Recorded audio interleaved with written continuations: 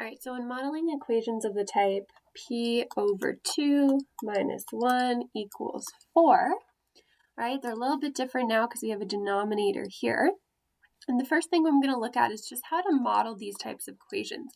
Now, if you remember when we were using algebra tiles, the colored in dots were like +1, and the non-colored in ones represented -1, okay? It's like using those red and black checker chips at school when we were doing them with integers. This is the same thing, okay? Except we can't actually just use integers. So I'm going to explain this equation, all right, like a balance sign, okay? We need to balance out both these sides. We need both sides to be equal. So on this side, we have 4 colored in ones.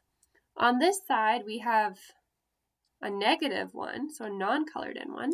And then we have p over 2. And p over 2 is the same as saying 1/2 p, okay? Or the saying half of p. So I'm going to say p is pi, okay? Like a pie, okay? Or a cake or whatever. I'm going to say p is pi. And we have half of this pie on this side of the equation. So we have half of a pie, this empty plate, and these filled ones. Okay, great. So now what I need to do is I need to fill this whole pie, okay? To make it all equal, I need a full pie. But right now I have this empty plate here. I want to get rid of it first, okay? What's the opposite to this empty plate? Well, a full one, okay? Those will cancel each other out. Great. But what I do to one side, I have to do to the other. So remember on a scale, right, everything has to be balanced. So if I add a red one to this side, I have to add a red one to this side, okay? So let's add a colored in one to this side. Okay, great. So now we have half of a pie is 5 full plates. Okay, but I need a full pie.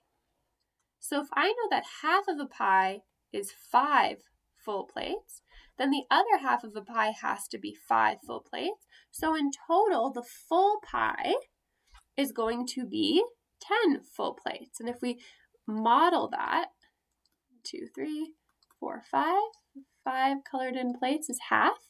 The other half is also going to be 5 colored in full plates.